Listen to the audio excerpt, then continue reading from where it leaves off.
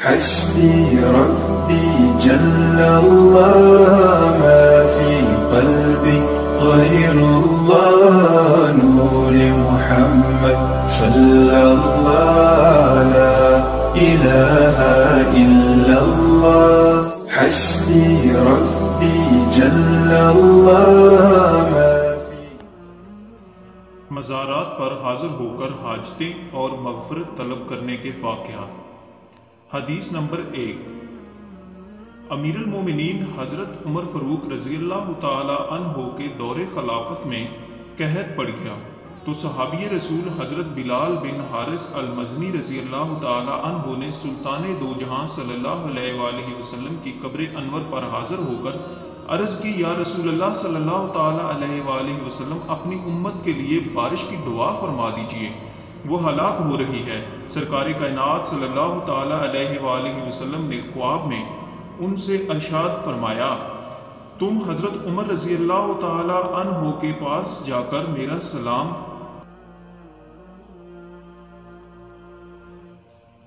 کہو اور بشارت دے دو کہ بارش ہوگی، اور یہ بھی کہہ دو کہ وہ نرمی اختیار کریں۔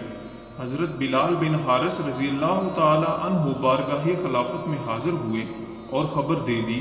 حضرت عمر فاروق رضی اللہ تعالی عنہ یہ سن کر رونے لگے، پھر فرمایا، یا رب عز و جل، میں کوتاہی نہیں کرتا مگر اسی چیز میں کہ جس سے میں عاجز ہوں۔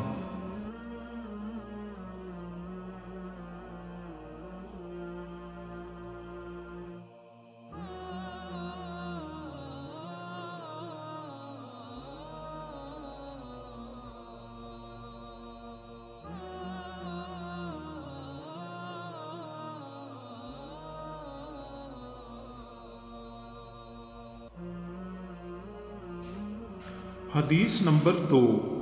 ایک مرتبہ مدینہ منورہ میں شدید قحط پڑا۔ اہل مدینہ نے حضرت عائشہ صدیقہ رضی اللہ تعالی عنہ کی بارگاہ میں اس کی شکایت کی تو انہوں نے فرمایا، سرکار مدینہ صلی اللہ تعالی علیہ وآلہ وسلم کی قبر انور دیکھو اور چھت میں ایک روشن دان بناؤ، حتیٰ کہ روضہ منور اور آسمان کے درمیان کوئی چیز حائل نہ رہے۔ اہل مدینہ نے جیسے ہی روشن دان بنایا تو اتنی کثیر بارش ہوئی کہ سبز گھاس اگائی اور اونٹ موٹے ہو گئے، یہاں تک کہ گوشت سے بھر گئے۔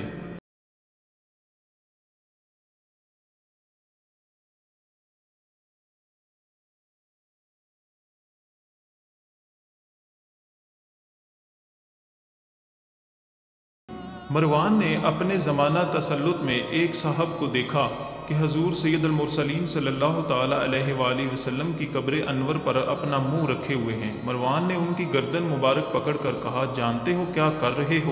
اس پر ان صاحب نے اس کی طرف متوجہ ہو کر فرمایا، ہاں، میں کسی اینٹ پتھر کے پاس نہیں آیا ہوں، میں تو رسول اللہ صلی اللہ تعالی علیہ وآلہ وسلم کے حضور حاضر ہوا ہوں۔ میں نے رسول اللہ صلی اللہ علیہ وآلہ وسلم کو ارشاد فرماتے ہوئے سنا، دین پر نہ روں جب اس کا اہل اس پر والی ہو، ہاں اس وقت دین پر روں جب کہ نا اہل والی ہو۔ یہ صحابی رسول حضرت ابو ایوب انصاری رضی اللہ تعالی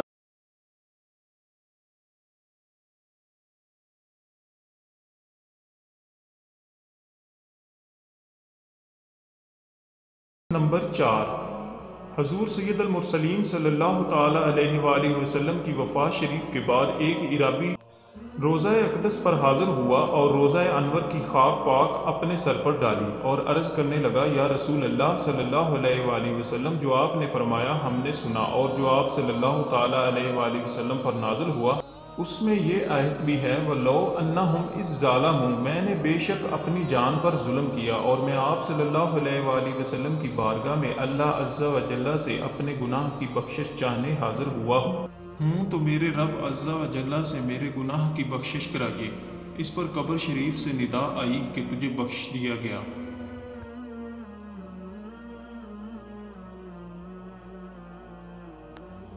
حدیث نمبر 5۔ بادشاہ ابو جعفر منصور نے حضرت امام مالک رحمۃ اللہ علیہ سے مسجد نبوی شریف میں مناظرہ کیا۔ دوران مناظرہ ابو جعفر کی آواز کچھ بلند ہوئی تو امام مالک رحمۃ اللہ علیہ نے اسے ڈانٹتے ہوئے کہا، اے امیر المومنین، اس مسجد میں اپنی آواز اونچی نہ کرو، کیونکہ اللہ تعالیٰ نے ایک جماعت کو ادب سکھایا کہ تم اپنی آوازوں کو نبی اکرم صلی اللہ تعالیٰ علیہ وآلہ وسلم کی آواز سے بلند مت کرو، اور دوسری جماعت کی تعریف فرمائی کہ بے شک جو لوگ اپنی آوازوں کو رسول اللہ صلی اللہ علیہ وآلہ وسلم کی بارگاہ میں پست کرتے ہیں، اور ایک قوم کی مذمت بیان کی کہ بے شک وہ جو تمہیں حجروں کے باہر سے پکارتے ہیں، بے شک آپ صلی اللہ تعالیٰ علیہ وآلہ وسلم کی عزت و حرمت اب بھی اسی طرح ہے جس طرح آپ صلی اللہ تعالیٰ علیہ وآلہ وسلم کی ظاہری حیات میں تھی۔ یہ سن کر ابو جعفر خاموش ہو گیا، پھر دریافت کیا، اے ابو عبداللہ، میں قبلہ کی طرف منہ کر کے دعا مانگوں یا رسول اللہ صلی اللہ تعالیٰ علیہ وآلہ وسلم کی طرف متوجہ ہو کر؟ فرمایا، تم کیوں حضور صلی اللہ علیہ وآلہ وسلم سے منہ پھیرتے ہو، حالانکہ حضور صلی اللہ تعالیٰ علیہ وآلہ وسلم تمہارے اور تمہارے والد حضرت آدم علیہ السلام کے بروز قیامت اللہ عز و جل کی بارگاہ میں وسیلہ ہیں، بلکہ تم حضور صلی اللہ علیہ وآلہ وسلم کی طرف متوجہ ہو کر آپ صلی اللہ علیہ وآلہ وسلم سے شفاعت مانگو، پھر اللہ تعالیٰ آپ صلی اللہ علیہ وآلہ وسلم کی شفاعت قبول فرمائے گا۔